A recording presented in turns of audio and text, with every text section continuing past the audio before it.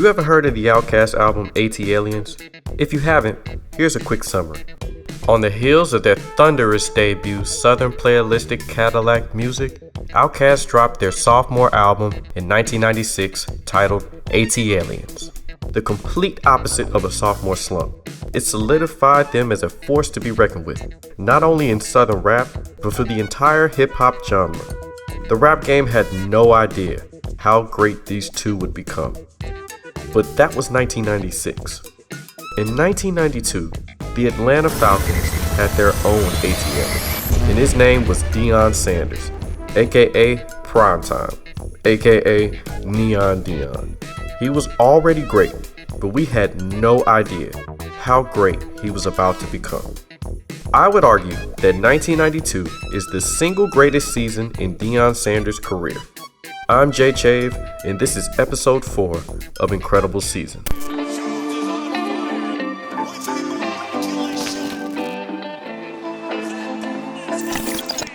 Our beautiful trip through 1992 actually starts in the Atlanta Fulton County Stadium. Deion Sanders was a center fielder for the Atlanta Braves before he was a cornerback. Through September 4th, he put up some pretty impressive numbers. The Braves were 78-55, sitting atop of the NL West. Yes, it was the NL West in 1992.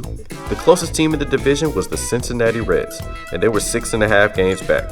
We'll check back in on the Braves around playoff time. The reason I stopped at September 4th is because the Atlanta Falcons needed their star cornerback. On September 13th, after missing the first game of the season, it was prime time again for the Falcons. He started off the season with a bang, but there's a story behind this one. Desmond Howard, a rookie wide receiver in Washington and former Heisman winner at Michigan, caught a lateral from a punt kickoff and took it all the way for a touchdown. Desmond and Deion were reminiscing about this moment on College Game Day, and this is what Prime said, quote, "I was so mad. I was so upset. I wasn't even returning kicks, and I told the kick returner, get off, I got this. I took it to the house and looked over at Desmond and said, what?" End quote. He called his own number and just decided, okay, it's my time to impact the game. Fielded the kick and took off like he was shot out of a cannon, with just hilarious amounts of speed. It was almost as if he was fast forwarded and everyone else was moving in regular time. And then after the touchdown, he gives the people his patented prime time dance. 1 of 1. Alright, I said I would check back with the Braves around playoff time. They finished first in the NL West and are now in a National League Championship Series with the Pittsburgh Pirates, and Deion's services are needed. On October 10th, the Braves were in Pittsburgh, winning the series 2-1. Deion wasn't involved much in that game as John Smokes had command on the mound. Sanders entered the game at the bottom of the 7th inning as a part of a double switch, replacing Ron Grant in left field. Sanders had one at bat at the top of the 8th inning and was caught looking at a strike to go down on 3 pitches. Baseball's hard. The Braves still ended up winning the game 6-4. There was one problem though.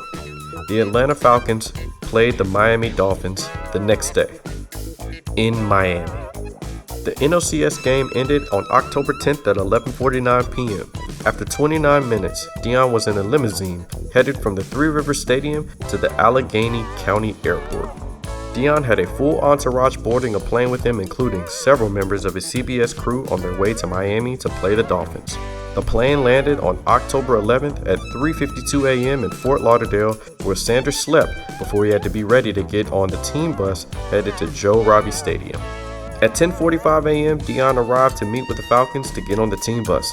Falcons head coach Jerry Glanville said it was, quote, the first time we saw him all week, end quote, as Deion wasn't with the team from October 5th through the 9th. But he knew that Deion was trying to accomplish something historic. Quote, the bottom line, I think everybody on the football team wanted him to go there and be successful.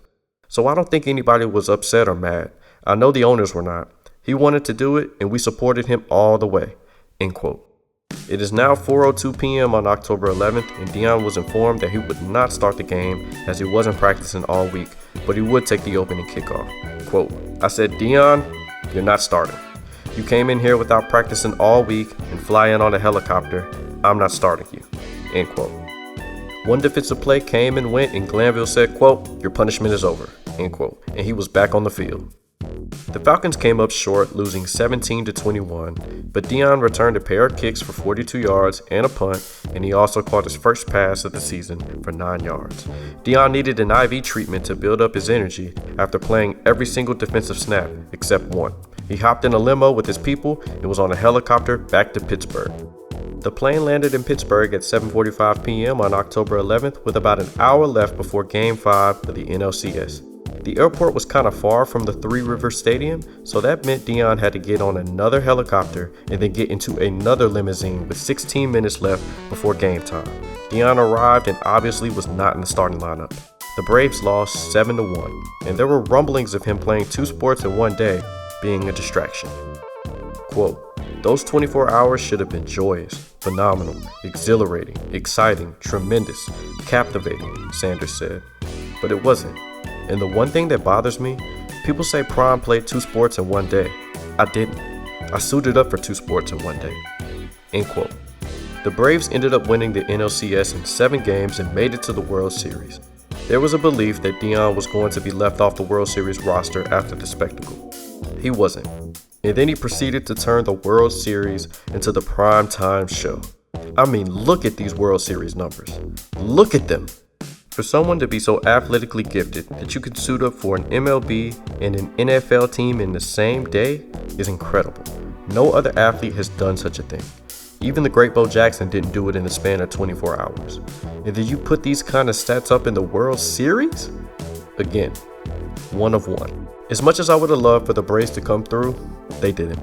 They lost the World Series in 6 games to the Toronto Blue Jays. But if the Braves would have won, Deion would have been the MVP of that series.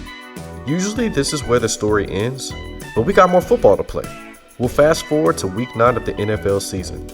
Deion takes a kick back for a touchdown against the 49ers. Week 10, an interception against the Cardinals. Week 11, a kick return for a touchdown against the Bills. Week 12, not 1, but 2 interceptions against the Patriots. In Week 14, he caught a touchdown pass against the Tampa Bay Buccaneers. Prime time. Deion would go on to be a Pro Bowler and make the first team All-Pro team that season for the Atlanta Falcons. For the Atlanta Braves, he led the MLB in triples, had career best numbers in wins above replacement, batting average, home runs, etc., etc. We know that in the future Deion would go on to have greater heights in team success and possibly coaching. But 1992 is the year that Deion Primetime Sanders reigned supreme. And that is episode 4 of our incredible season series. If you made it this far in the video, I just want to say thank you for tuning in. Make sure you like and subscribe to the page, and make sure you turn on your notifications for the next time I drop a video. Be sure to check out my other episodes in the incredible season series and the Fall from Grace series. We also got a little bit of gaming on this channel while I'm in between projects. And with all of that, I'm JJ. Love.